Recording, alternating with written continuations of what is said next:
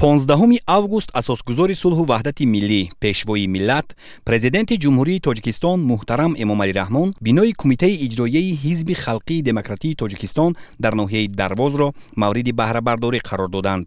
Иншоот дар масоҳати 310 метри мураббаъ бунёд шуда, аз 2 ошёна иборат мебошад. Корҳои сохтмониро сокинони маҳаллӣ дар асоси талабот ва бо сифати баланд анҷом додаанд. намои берунаи бино бо нақшу нигори миллӣ оро ёфта ба талаботи меъмории замони муосир ҷавобгӯ мебошад.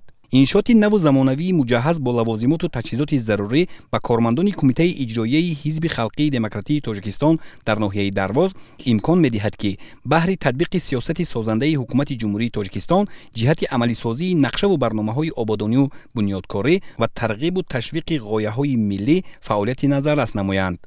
ман миннатдории хешро ба асосгузори сулҳу ваҳдати миллӣ, пешвои муаззами миллат, президенти ҷумҳурии Тоҷикистон, раиси муаззами Ҳизби Халқии Демократии Тоҷикистон муҳтарами Эмомалӣ Раҳмон баён менамоям, ки барои мо чунин бинои зебою барҳаво ва дорои тамоми таҷҳизотҳои ҳозиразамон тақдим намудаанд. ин барои мо имкон медиҳад ки боз ҳам фаъолияти хешро беҳтар намоем. дар ошёнаи якуми бино ҳуҷраҳои корӣ, маҷлисгоҳ бо 30 ҷойи нишаст ва иншооти ёрирасон ҷойгир аст.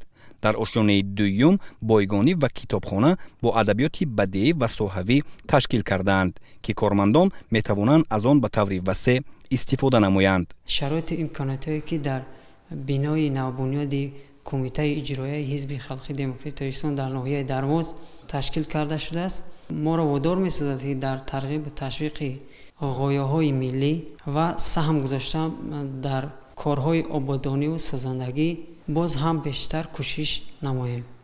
президенти ҷумҳурии Тоҷикистон, раиси муаззами Ҳизби Халқии Демократии Тоҷикистон муҳтарам Эмомалӣ Раҳмон кормандонро ба ҳисси масъулияти ватандӯстӣ, худшиносию худогоҳӣ, саҳм гузоштан дар корҳои ободонию созандагӣ ва ҳифзи дастовардҳои даврони истиқлоли давлатӣ ҳидоят намуда, ба сокинони ватанпарвари ноҳияи Дарвоз барои саҳм гузоштан дар бунёди чунин иншооти замонавӣ изҳори сипос карданд.